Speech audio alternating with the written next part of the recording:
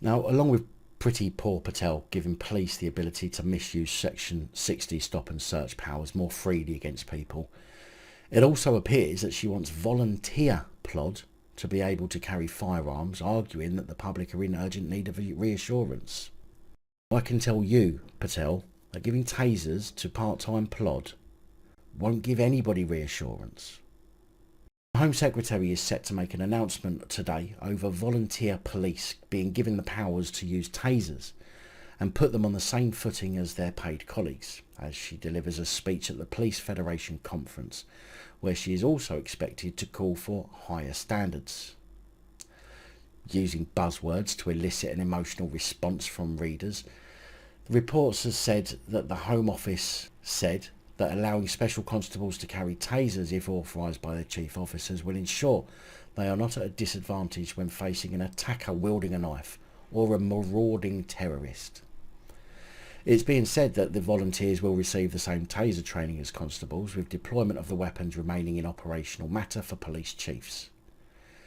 However, Amnesty International has warned that arming part-time plod, my words not theirs, is dangerous and will inevitably lead to more instances of misuse, serious harm and death from tasers. Their words, not mine. Piss Poor is expected to tell people at the conference in Manchester that human rights are not just for criminals, but the law-abiding majority, and that means standing squarely with the police. Yeah, and a dog's not just for Christmas either, but that doesn't stop people abusing the poor animals now, does it? Figures from the Home Office suggest that there are 8,901 part-time plod in England and Wales. Patel is also set to use this conference speech to acknowledge that the public are in need of urgent reassurance following the murder of Sarah Everard by Wayne Couzens. The Home Secretary is set to make clear that unacceptable behaviour must be rooted out and called out, lessons learned and every necessary change made without fear or favour. But the problem is that lessons are not learned, are they? I mean, this is all word salad from a PR department to appease the public, not from Priti Patel's own mouth. And granted, there are far too many mugs out there who will believe this crap that these cretins spout, but look at the statistics. Things don't often get better, they often get far worse. Patel said, giving officers every possible support includes giving them the confidence to blow the whistle when things go wrong, so that we can root out misconduct and corruption. The whole country was shaken and horrified by Sarah Everard's abduction, rape and murder by a serving officer.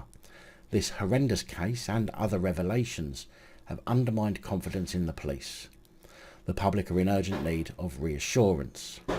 I am unequivocal that unacceptable behaviour must be rooted out and called out, lessons must be learned, and every necessary change must be made without fear or favour.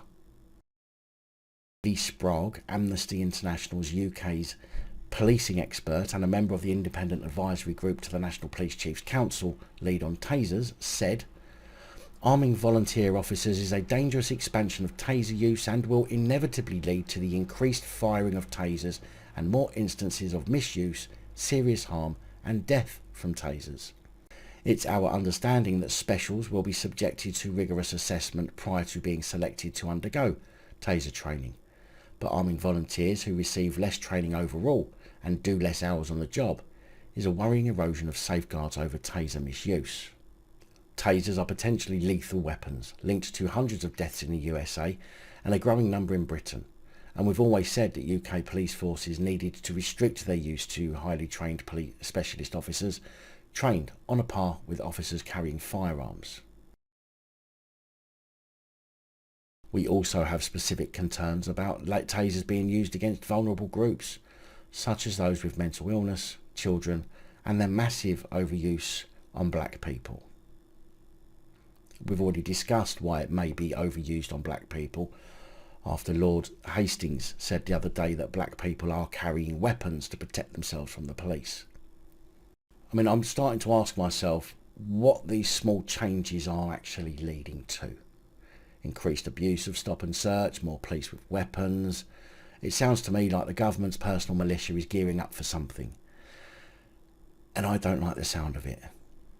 Not one little bit.